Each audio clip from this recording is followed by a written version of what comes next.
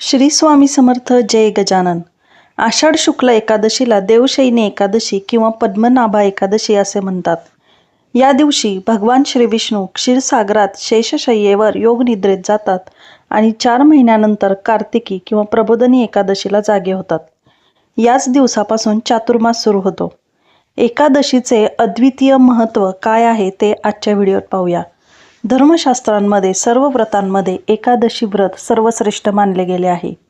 जसे सर्व व्रतांमध्ये गायत्री मंत्र, सर्व देवांमध्ये भगवान श्री विष्णू, सर्व तीर्थांमध्ये गंगा माता, सर्व नद्यांमध्ये गंगा, सर्व वृक्षांमध्ये कल्पवृक्ष, सर्व पर्वतांमध्ये मेरू पर्वत, सर्व पक्षांमध्ये गरुड, तसेच सर्व व्रतांमध्ये एकादशी व्रत सर्वोच्च मानले गेले आहे.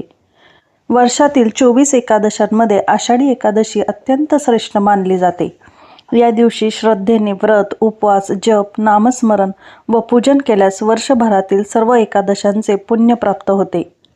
या दिवशी माहेरच्या व सासरच्या पितरांच्या पितृदोष निवारणासाठी संक्षिप्त भागवताचे वाचन, श्री व्यंकटेश स्तोत्र, विष्णू सहस्त्रनाम तसेच भगवद्गीतेच्या 9व्या अध्यायाचे पठण करणे हे अत्यंत शुभ मानले जाते. पुराणात अशी कथा आहे की एका राज्यात सलग 3 वर्ष पाऊस पडला नव्हता. तेव्हा अंगिरस ऋषींनी राजाला एकादशीचे कठोर व्रत करण्यास सांगितले. राजाने श्रद्धेने व्रत केल्यावर त्या राज्यात मुसळधार पाऊस पडला आणि प्रजेचे संकट दूर झाले. काही भक्त एकादशीच्या सूर्योदयापासून द्वादशीच्या सूर्योदयापर्यंत निर्जल उपवास करतात.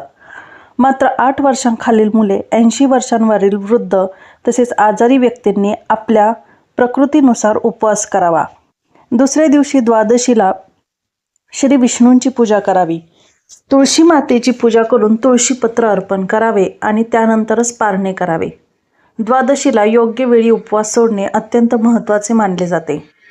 आषाढी एकादशीपासून चातुर्मासाला प्रारंभ होतो.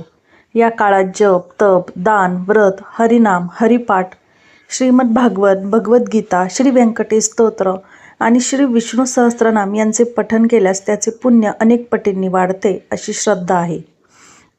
एकादशी ही भगवान श्री विष्णूंची तिथी आहे. पंढरपूरचे श्री विठ्ठल हे भगवान श्री विष्णूंचेच रूप मानले जाते. शक्य असल्यास पंढरपूर येथे जाऊन श्री विठ्ठल रुक्माईचे दर्शन घ्यावे. आषाढी एकादशीच्या दिवशी आळंदीहून संत ज्ञानेश्वर महाराज, देहूहून संत तुकाराम महाराज, त्र्यंबकेश्वरहून निवृत्तीनाथ महाराज, सासवडहून सोपानदेव महाराज, पैठणहून संत एकनाथ महाराज तसेच इतर संतांच्या पालख्या विठ्ठल नामाच्या गजरात पंढरपूरमध्ये एकत्र येतात.